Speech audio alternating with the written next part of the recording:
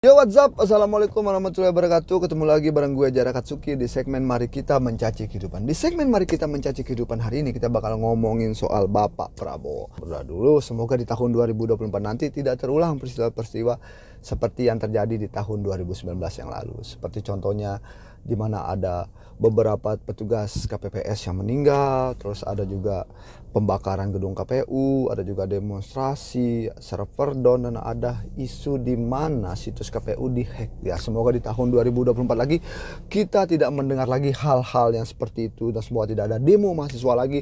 Semoga Indonesia aman, tentram. Dan gue berharap semoga cebong dan kampret tidak muncul lagi di tahun 2024 ini. Oke, semoga kita damai, tidak ada cakar-cakaran lagi. Kenapa kita perlu membahas soal Bapak Prabowo Subianto? Karena menurut gue kandidat paling kuat untuk menjadi presiden di tahun 2024 adalah Bapak Prabowo Subianto. Contoh kecilnya aja, di Sumatera Bapak Prabowo menang telak lawan Bapak Jokowi, terutama di Aceh. Bahkan di NTB Bapak Prabowo juga menang telak lawan Bapak Jokowi. Tetapi menariknya, kenapa Bapak Prabowo bisa kalah di Bali dan di Pulau Jawa? Oke, itu hal yang harus kita bahas saat ini.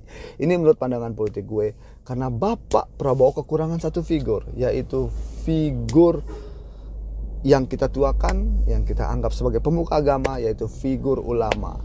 Karena Bapak Jokowi punya Bapak Ma'ruf Amin. Bapak Ma'ruf Amin adalah kunci pemenangan Bapak Jokowi di tahun 2019 ketika beliau melawan Bapak Prabowo. Ingat ya, ini pandangan politik gue ya. Kalau lu bilang so tau ya udah bebas.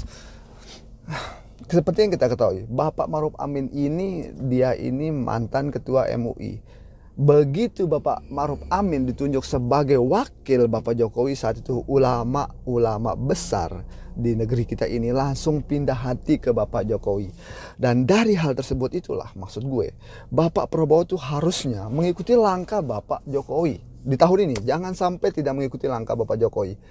Saya sarankan kepada Bapak Prabowo, asik saya sarankan. Saya siapa sih, saya cuma rakyat jelata.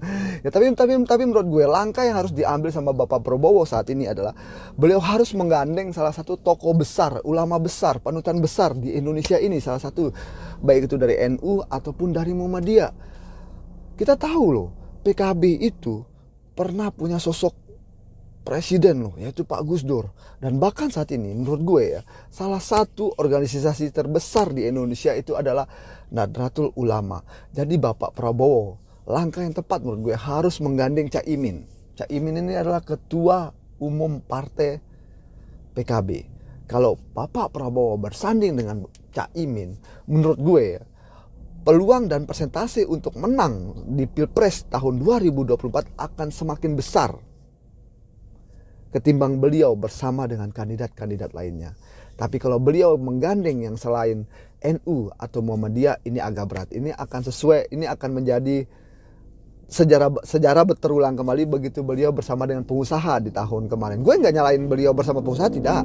Tetapi kalau beliau bersama pengusaha ataupun dengan Sandiaga Uno lagi, ini akan cukup berat, bro.